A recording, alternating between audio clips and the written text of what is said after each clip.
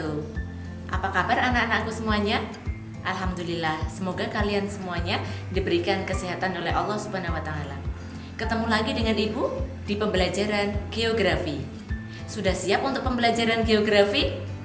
Alhamdulillah, semangat, semangat, dan semangat.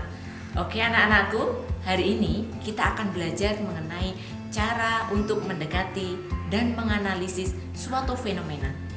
Tepat sekali, kita akan belajar tentang pendekatan geografi. Penasaran apa itu pendekatan geografi? Silahkan kalian simak penjelasan berikut ini. Pendekatan geografi. Pengertian dari pendekatan geografi adalah sudut pandang untuk mengkaji, menganalisa, dan memahami bermacam-macam gejala serta fenomena geosfer. Pendekatan geografi ada 3. Yang pertama, pendekatan spasial atau keruangan. Kedua, pendekatan ekologi atau kelingkungan. 3, pendekatan regional atau kewilayahan. Pengertian dari pendekatan spasial atau keruangan adalah suatu cara pandang atau kerangka analisis yang menekankan eksistensi ruang dan kondisi fisik wilayah tersebut. Eksistensi ruang dalam perspektif geografi dapat dipandang dari struktur keruangan atau spatial structure, pola keruangan atau spatial pattern, dan proses keruangan atau spatial process. Pengertian pendekatan ekologi atau kelingkungan adalah suatu cara pandang atau kerangka analisis yang mempelajari tentang interaksi antara organisme yang masih hidup dengan lingkungan sekitarnya. Pengertian pendekatan regional atau kewilayahan adalah kombinasi antara analisa keruangan dan juga analisa ekologi, menekankan adanya hubungan antar wilayah yang berbeda. Untuk memahami pengetahuan kita mengenai analisa pendekatan geografi, mari kita perhatikan video berikut ini.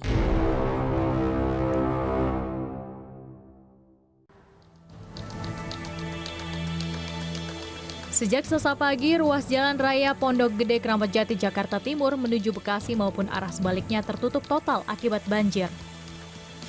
Ketinggian air mencapai 1 meter. Kendaraan yang ingin melintas menuju Pondok Gede dan sebaliknya dialihkan. Petugas Satpol PP dari Kecamatan Keramat Jati mengerahkan perahu karet untuk membantu warga. Ini sebagian warga sudah ada yang mengungsi cuma di daerah BHP sini. Iya.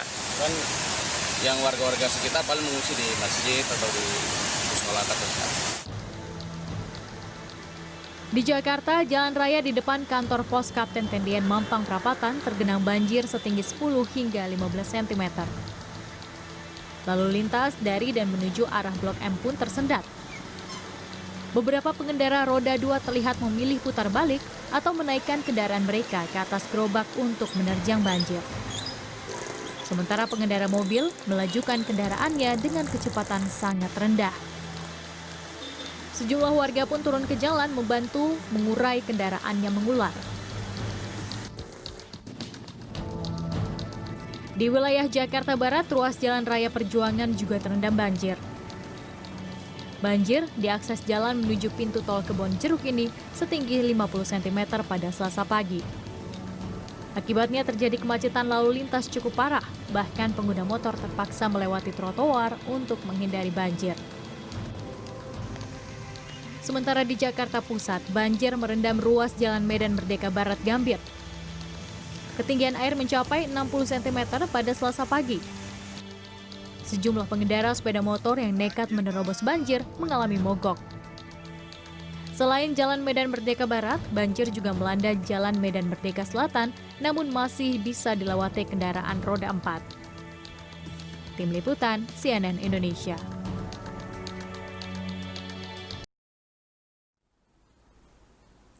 Dari tayangan video tadi mengenai banjir yang terjadi di wilayah Jakarta pada awal tahun 2020, kita bisa mengkaji dengan menggunakan pendekatan keruangan. Contoh analisis pendekatan keuangan dengan mengajukan pertanyaan antara lain di mana terjadinya banjir tersebut, wilayah mana saja yang terkena dampak banjir, dan apa yang menyebabkan terjadinya banjir ditinjau dari kondisi fisik wilayah tersebut. Fenomena banjir yang terjadi di Jakarta menyebabkan hampir seluruh wilayah Jakarta terdampak banjir. Hal ini disebabkan karena curah hujan yang tinggi di wilayah tersebut. Selain itu, minimnya resapan air di daerah selatan Jakarta atau di bagian hulu. Daerah hulu merupakan tempat yang efektif untuk menyerap air permukaan.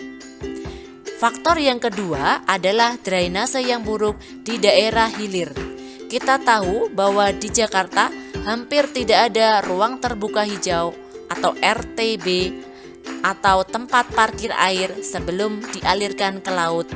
Belum lagi fenomena penurunan tanah yang tersebar hampir di seluruh wilayah DKI Jakarta, tentu ini akan memperburuk kondisi banjir.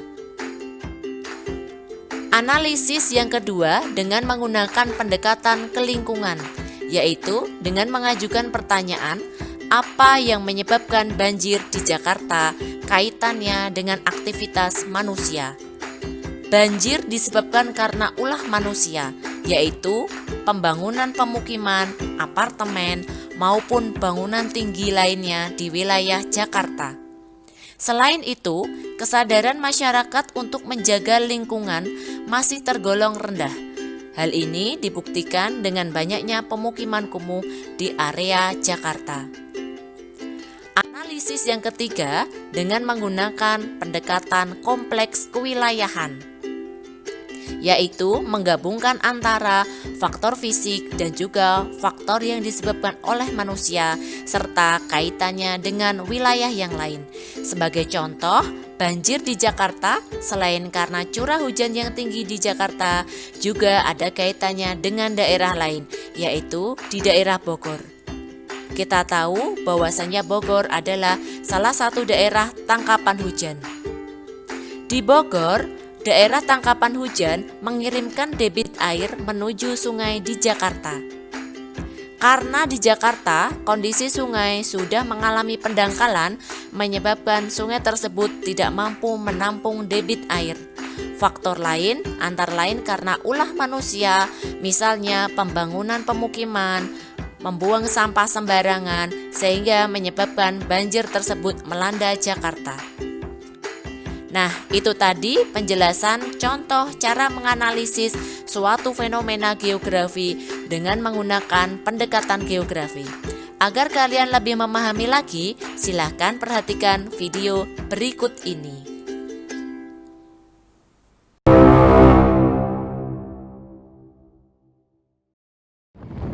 Memasuki musim kemarau yang kembali terjadi di wilayah Riau, menyebabkan kebakaran hutan dan lahan. Kebakaran hutan dan lahan terjadi di kawasan perbatasan Desa Merbau, Kecamatan Bunut, dengan Desa Pangkalan Terap, Kecamatan Teluk Meranti di Kabupaten Pelalawan Riau. Asap pekat yang meninggi disebabkan kebakaran yang terjadi merupakan lahan gambut yang berbatasan langsung dengan lahan konsesi atau HTI. Tim satuan tugas dari BPBD, TNI, dan Polri terus berjibaku melakukan pemadaman. Upaya pemadaman terkendala sulitnya akses menuju jalan kepala api. Namun petugas terus berjibaku melakukan pemadaman di lokasi yang masih bisa dilalui. Selain pemadaman darat, tim satuan tugas juga dibantu satu heli waterbombing milik PT Sinarmas. Ketahui Riau ada dua fase ya untuk musim kemarau, di mana kemarin fase pertama sudah kita lewati di bulan Januari sampai dengan Maret ya. Kemudian kita segera sekarang ini masuk ke fase kedua ya di bulan Mei sampai dengan Oktober nanti.